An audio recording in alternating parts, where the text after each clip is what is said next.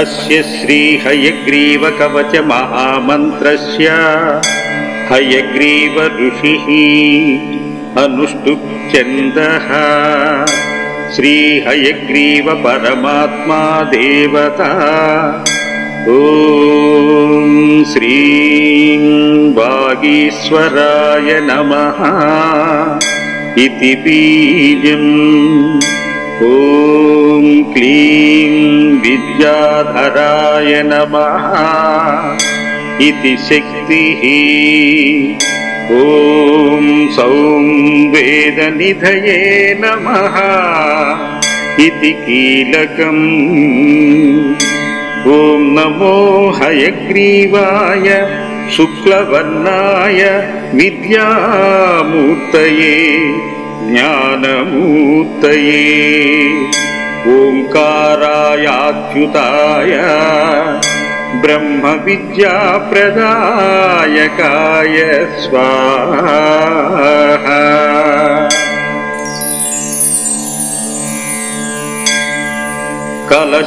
कलशाम्बुदिसकाशम् कमलायतलोचनम् कलशाम्बुदिसङ्काशम् कमलायतलोचनम् कलानिधिकृतावासम् कन्निकान्तरवासिनम् ज्ञानमुद्राक्षवलयम् शङ्खचक्रलसत्करम् भाषाकिरणसन्दोहा वीराजितदिगम्बरम् वक्त्राब्जनिर्गतोद्धामा वाणी सन्तानशोभितम् देवता सार्वभौमम् तम् ध्यायेदिष्टार्थसिद्धये हयग्रीवः शिरः पातु ललाटं चन्द्रमध्यगः शास्त्रदृष्टिर्दृशौ पातु शब्दब्रह्मात्मका श्रुति घ्राणं गन्धात्मकः पातु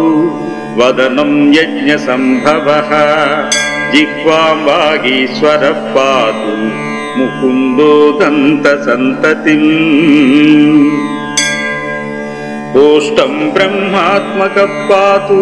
पातु नारायणोधरम् शिवात्मा चिबुकं पातु कपोलौ कमलप्रभुः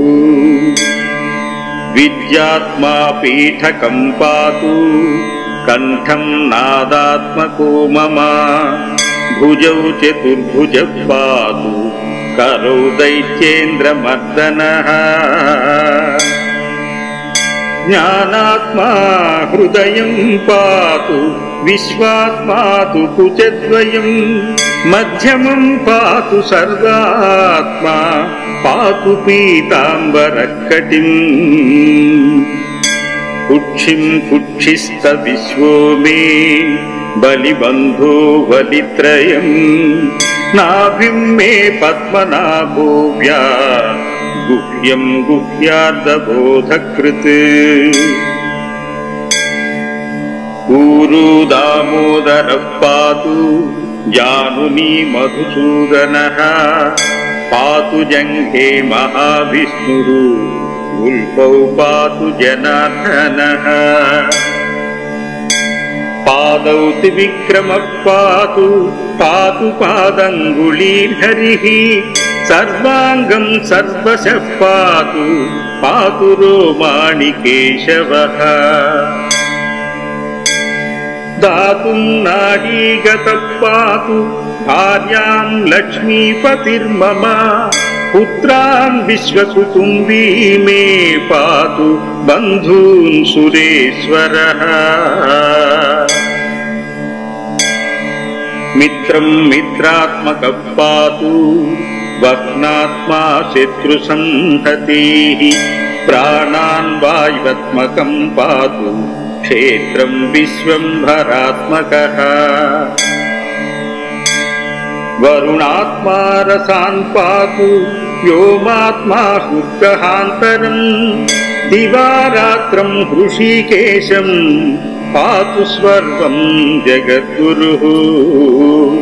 दिवारात्रं ऋषिकेशः पातु सर्वं जगद्गुरुः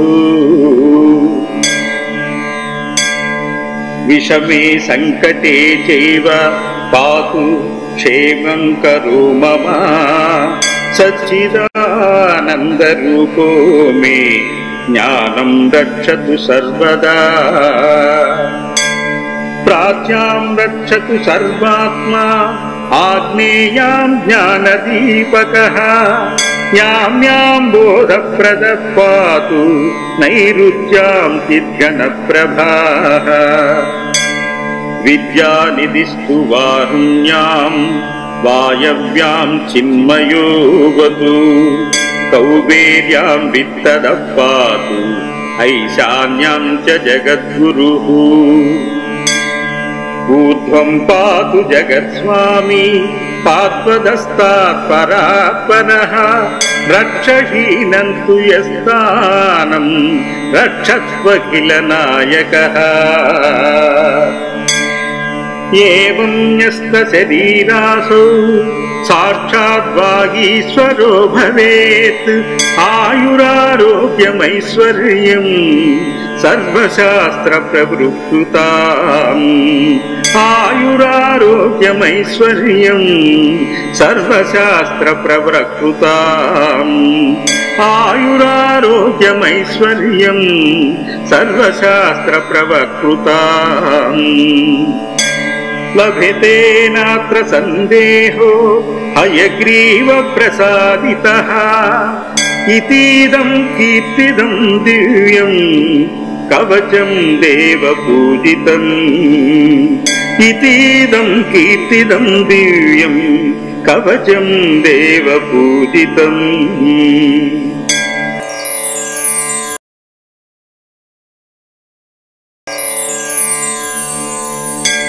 अस्य श्री हयग्रीवकवच महामन्त्रस्य हयग्रीव ऋषिः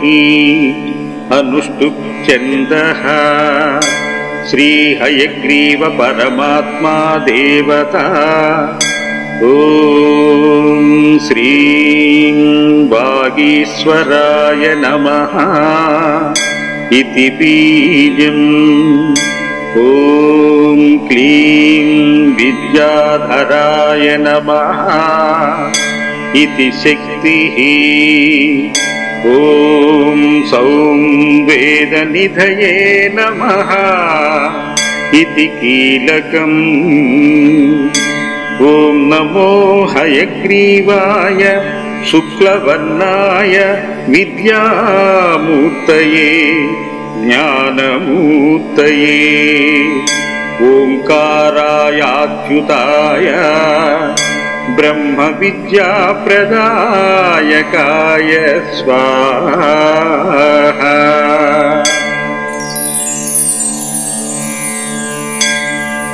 कलशाम्बुदिसकाशं कमलायतलोचनं कलशाम्बुदिसङ्काशं कमलायतलोचनं कलानिधिकृतावासं कन्निकान्तरवासिनं ज्ञानमुद्राक्षवलयं शङ्खचक्रलसत्करम् भाषाकिरणसन्दोहा वीराजितदिगम्बरम् वक्त्राब्जनिर्गतोद्धामा वाणी सन्तानशोभितं देवता सार्वभौमं तं ध्यायेदिष्टार्थसिद्धये। हयग्रीवशिरः पातु ललाटं चन्द्रमध्यगः शास्त्रदृष्टिर्दृशौ पातु शब्दब्रह्मात्मका श्रुति। घ्राणं गन्धात्मकः पातु वदनं यज्ञसम्भवः जिह्वां वागीश्वरः पातु मुकुन्दो दन्तसन्ततिम्। ओष्ठं ब्रह्मात्मकः पातु पातु नारायणोधरं शिवात्मा चिबुकं पातु कपोलौ कमलप्रभुः विद्यात्मा पीठकं पातु कंठं नादात्मको मम भुजौ चतुर्भुज पातु करौ दैत्येन्द्रमर्दनः ज्ञानात्मा हृदयं पातु विश्वात्मा तु कुचद्वयं मध्यमं पातु सर्वात्मा पातु पीताम्बरकटिं कुक्षिं कुक्षिस्त विश्वो मे बलिबन्धो बलित्रयं नाभिं मे पद्मनाभोऽव्या गुह्यं गुह्यार्धबोधकृत् ऊरू दामोदरः पातु जानुनी मधुसूदनः पातु जङ्घे महाविष्णुः उल्पौ पातु जनार्दनः पादौ त्रिविक्रमः पातु पातु पादङ्गुलीर्हरिः सर्वाङ्गं सर्वशः पातु पातु रोमाणि केशवः दातुं नाडीगतः पातु भार्यां लक्ष्मीपतिर्मम पुत्रान् विश्वसुतुम्बी मे पातु बन्धून् सुरेश्वरः मित्रं मित्रात्मकः पातु वह्नात्मा शत्रुसंहतिः प्राणान् वायुवात्मकं पातु क्षेत्रं विश्वम्भरात्मकः वरुणात्मा रसान् पातु व्योमात्मा हुक्कहान्तरं दिवारात्रं हृषीकेशं पातु सर्वं जगद्गुरुः दिवारात्रं हृषीकेशः पातु सर्वं जगद्गुरुः विषमे संकटे चैव पातु क्षेमं करो मम सच्चिदानन्दरूपो मे ज्ञानं रक्षतु सर्वदा प्राच्यां रक्षतु सर्वात्मा आग्नेयां ज्ञानदीपकः यां यां बोधप्रदः पातु नैऋत्यां चिद्घनप्रभाः विद्यानिधिस्तु वारुण्यां वायव्यां चिन्मयोऽवतु कौबेर्यां वित्तदः पातु ऐशान्यां च जगद्गुरुः ऊर्ध्वं पातु जगत्स्वामी पात्वदस्तात् परात्परः रक्षहीनं तु यस्तानं रक्षत्वखिलनायकः एवं न्यस्तशरीरासौ साक्षात् वागीश्वरो भवेत् आयुरारोग्यमैश्वर्यं सर्वशास्त्रप्रवृत्ताम् आयुरारोग्यमैश्वर्यं सर्वशास्त्रप्रवृत्ताम् आयुरारोग्यमैश्वर्यं सर्वशास्त्रप्रवृत्ताम् लभते नात्र सन्देहो हयग्रीवप्रसादितः इतीदं कीर्तिदं दिव्यं कवचं देवपूजितम् इतीदं कीर्तिदं दिव्यं कवचं देवपूजितम्।